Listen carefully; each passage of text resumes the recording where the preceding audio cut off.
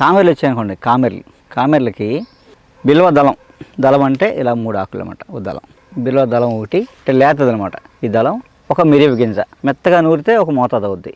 ఒక బిల్వ దళం, ఒక మిరియపు గింజ మెత్తగా నూరి ఉండజేయాలి. దాన్ని పొద్దున్నే పాలతో వేసుకోవాలన్నమాట.